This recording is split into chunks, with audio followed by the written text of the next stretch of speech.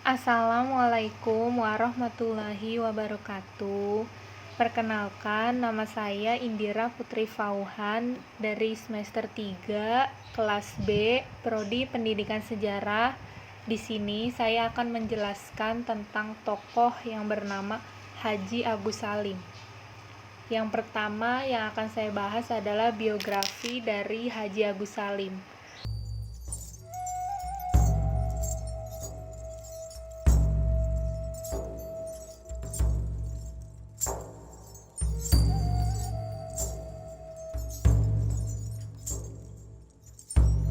Haji Agus Salim ini lahir pada tanggal 8 Oktober 1884 di Kota Gadang, Bukit Tinggi, Sumatera Barat dengan nama Mashhudul Haq yang memiliki arti pembela kebenaran.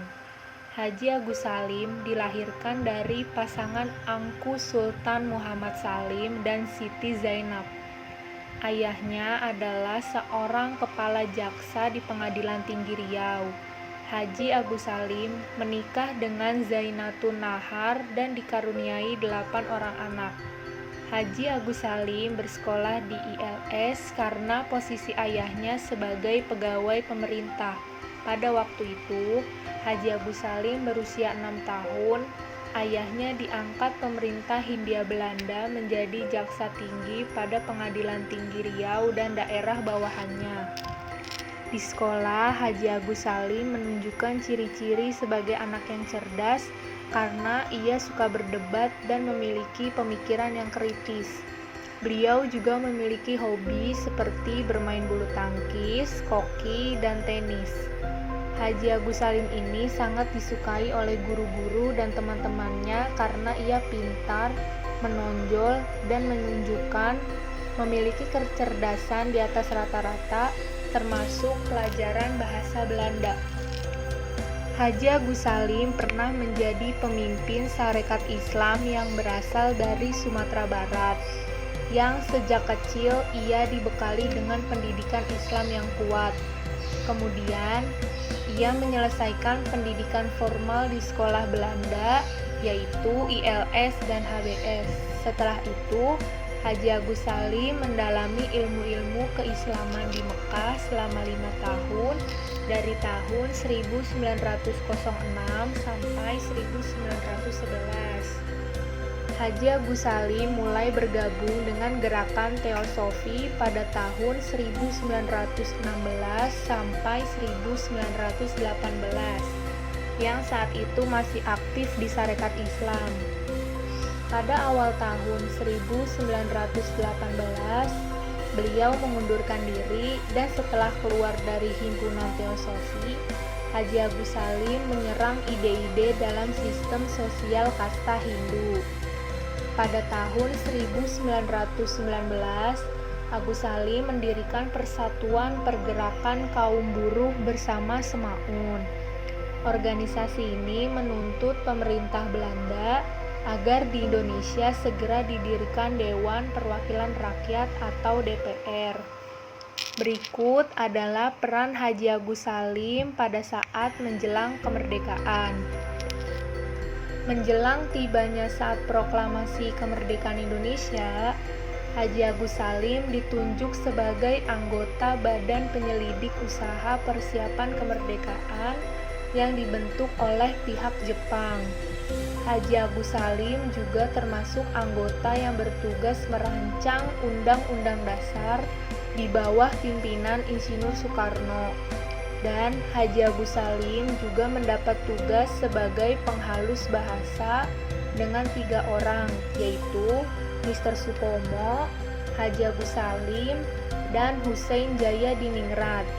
Sebagai anggota Dewan Pertimbangan Agung, inilah karir pertama Haji Agus Salim dalam pemerintahan Republik Indonesia yang baru saja diproklamirkan.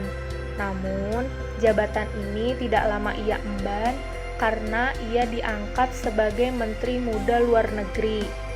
Sementara itu, Agus Salim selaku Menteri Luar Negeri pada saat tanggal 23 Maret 1947 menghadiri konferensi hubungan antar Asia di New Delhi, India. Pada tanggal 10 Juni 1947,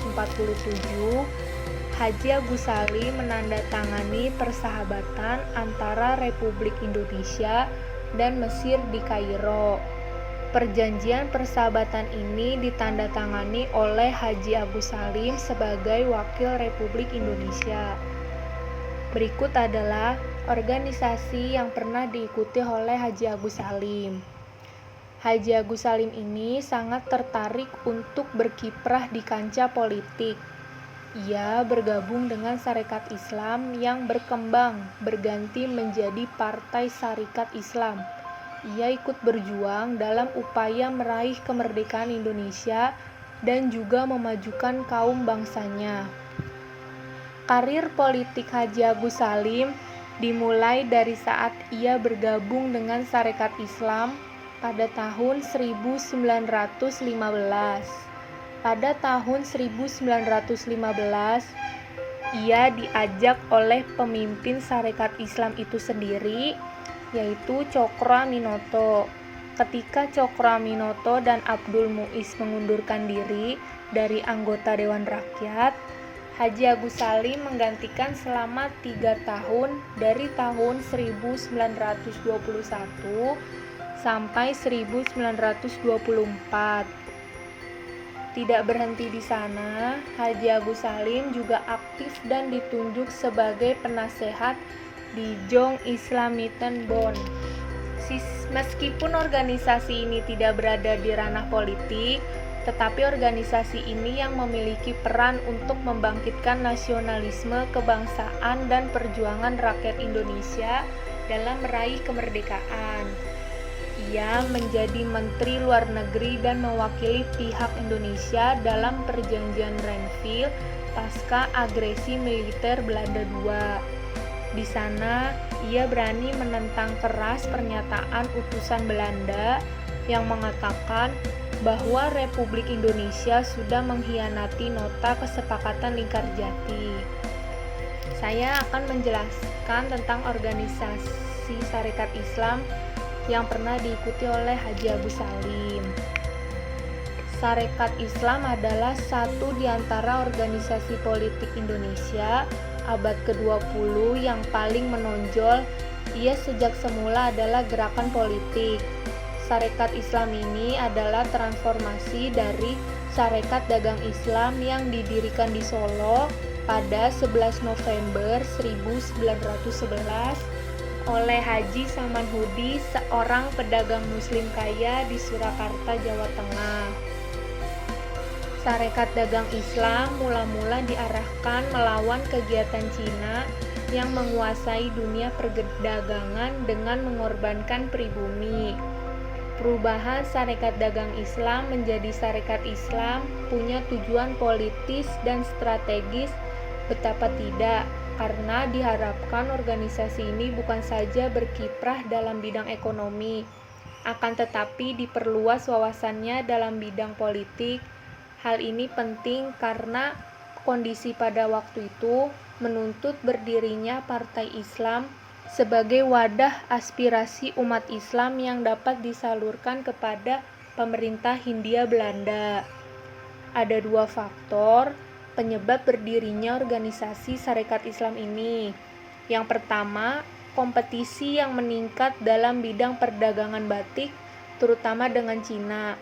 Kedua, karena mendapat tekanan dari kalangan bangsawan terhadap masyarakat Indonesia di Solo. Sarekat Dagang Islam dimaksudkan menjadi benteng bagi orang-orang Indonesia yang umumnya terdiri dari pedagang-pedagang batik di Solo terhadap orang-orang Cina dan para bangsawan. Tujuan didirikannya Sarekat Islam ini adalah memajukan semangat dagang masyarakat Indonesia dan menjalankan ajaran agama Islam dalam kehidupan sehari-hari. Jadi tujuan dari Sarekat Islam ini tercapai di masa sekarang, karena seperti yang kita lihat, sudah banyak sekali orang-orang yang berdagang.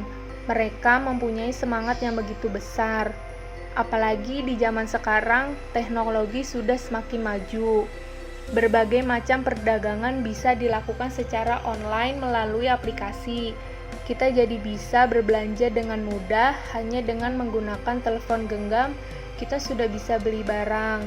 Sekarang bukan hanya orang Islam saja yang berdagang, tetapi seluruh manusia di Indonesia sudah melakukan perdagangan. Masyarakat Indonesia, khususnya Muslim, juga menjalankan kewajibannya sebagai umat Muslim seperti mengaji, sholat, puasa, dan lain sebagainya. Masyarakat Indonesia menerapkan nilai-nilai agama Islam ke dalam kehidupannya sehari-hari. Mungkin itu yang bisa saya jelaskan dari tokoh Haji Agus Salim. Semoga apa yang udah saya jelaskan bisa bermanfaat buat teman-teman semua. Terima kasih. Wassalamualaikum warahmatullahi wabarakatuh.